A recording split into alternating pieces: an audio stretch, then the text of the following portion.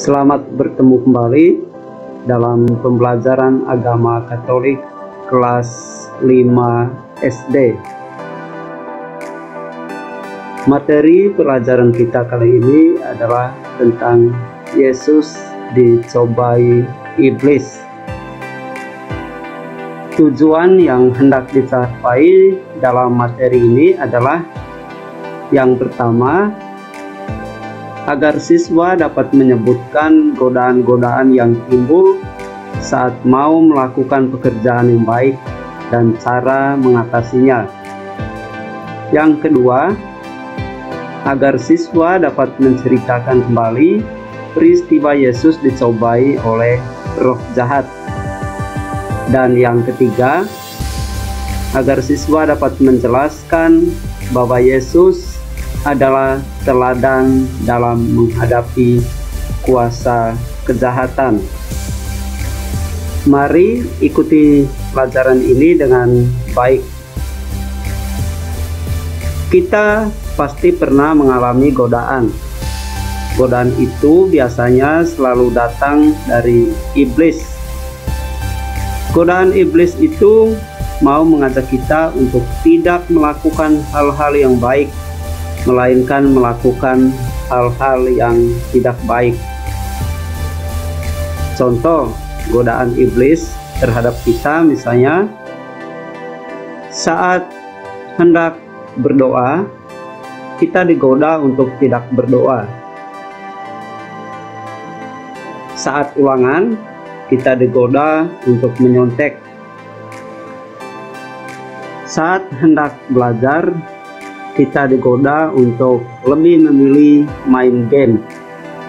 Tentu masih banyak contoh-contoh lain yang sering kalian alami dalam kehidupan sehari-hari. Intinya adalah bahwa godaan itu merupakan suatu tawaran atau suatu rayuan yang datang dari iblis agar kita lebih memilih hal-hal yang tidak baik daripada melakukan hal-hal yang baik. Sifat godaan itu biasanya menyenangkan.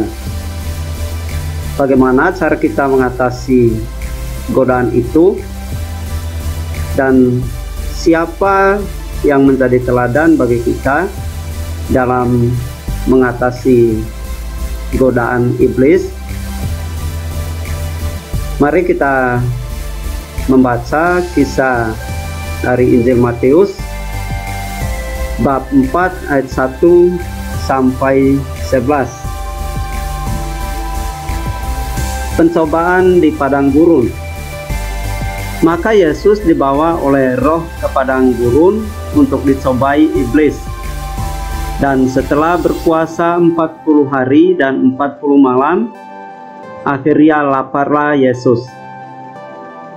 Lalu datanglah si pencoba itu dan berkata kepadanya, "Jika engkau anak Allah, perintahkanlah supaya batu-batu ini menjadi roti." Tetapi Yesus menjawab, "Ada tertulis, manusia hidup bukan dari roti saja, tetapi dari setiap firman yang keluar dari mulut Allah." Kemudian iblis membawanya ke kota suci dan menempatkan dia di bubungan bait Allah.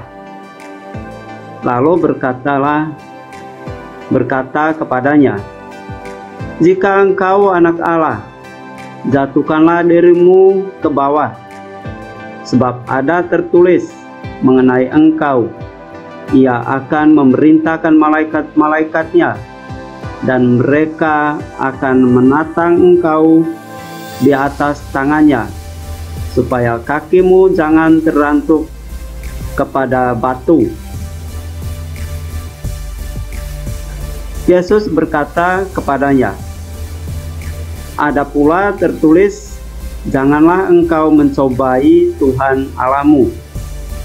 Dan iblis membawanya pula ke atas gunung yang sangat tinggi dan memperlihatkan kepadanya semua kerajaan dunia dengan kemegahannya, dan berkata kepadanya, Semua itu akan kuberikan kepadamu jika engkau sujud menyembah aku. Maka berkatalah Yesus padanya, "Henyalah iblis, sebab ada tertulis, engkau harus menyembah Tuhan Allahmu, dan hanya kepada Dia sajalah engkau berbakti." Lalu iblis meninggalkan dia, dan lihatlah malaikat-malaikat datang melayani Yesus. Setelah mendengarkan bacaan tadi, mari ikuti penjelasan berikut dengan baik. Yesus dicoba iblis di padang gurun, dan padang gurun itu melambangkan penderitaan. Nah, mengapa hal ini melambangkan penderitaan? Karena keadaan padang gurun itu sendiri yang sangat panas, sangat kering, jarang ada air dan tumbuh-tumbuhan. Oleh karena itulah padang gurun melambangkan suatu penderitaan.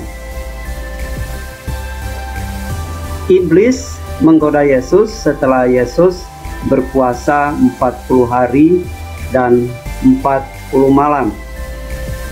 Dan Yesus mengalami godaan iblis ini sebanyak 3 kali. Godaan yang pertama yaitu Yesus disuruh untuk mengubah batu menjadi roti. Godaan ini berhubungan dengan makanan atau perut. Terhadap godaan ini Yesus menjawab, "Manusia tidak hidup dari roti saja, melainkan dari setiap sabda Allah." Kita juga sering mengalami godaan yang berkaitan dengan makanan ini. Contoh, kita digoda untuk menjadi orang yang rakus dengan makanan. Ketika merasa lapar yang tak tertahankan, kita juga sering tergoda untuk mengambil makanan orang lain. Godaan kedua yang dialami oleh Yesus adalah Yesus disuruh untuk menjatuhkan dirinya dari bubungan bait Allah. Godaan ini berhubungan dengan kekuasaan. Jawaban Yesus atas godaan ini adalah, "Jangan engkau mencobai Tuhan Allahmu." Contoh godaan yang berkaitan dengan kekuasaan ini dalam hidup sehari-hari adalah ada orang yang rela melakukan suatu kejahatan demi mendapatkan kekuasaan atau kehormatan. Godaan yang ketiga yang dialami oleh Yesus adalah Yesus disuruh untuk menyembah iblis, sehingga segala keindahan dunia diberikan kepadanya. Godaan ini berhubungan dengan kenikmatan.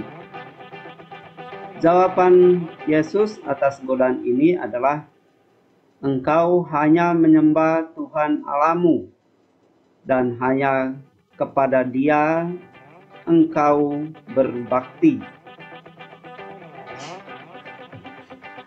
Kenikmatan atau kesenangan merupakan keinginan semua orang. Demi mendapatkan kesenangan, orang lupa untuk berbuat baik. Orang lupa akan Tuhan. Contoh, ketika pada hari Minggu hendak ke gereja, tetapi ada godaan untuk lebih memilih berekreasi atau main game di rumah, dan lebih mengikuti godaan-godaan itu. Dan masih banyak bentuk-bentuk kesenangan-kesenangan yang lain yang kita pilih daripada kita berdoa kepada Tuhan. Yesus sendiri menolak semua godaan dari iblis ini. Kita pun harus meneladani sikap Yesus ini ketika kita mengalami godaan dari iblis. Kita harus menolak semua godaan-godaan itu. Cara mengatasi godaan misalnya dengan rajin berdoa, rajin membaca kitab suci, dan mendengarkan suara hati. Demikian materi pembelajaran tentang Yesus digodai iblis. Semoga materi ini sangat bermanfaat untuk kalian. Selanjutnya silakan kalian mengerjakan latihan soal tentang materi ini agar kalian bisa lebih memahami, bisa mengingat kembali hal-hal yang telah dijelaskan. Sampai jumpa, Tuhan memberkati.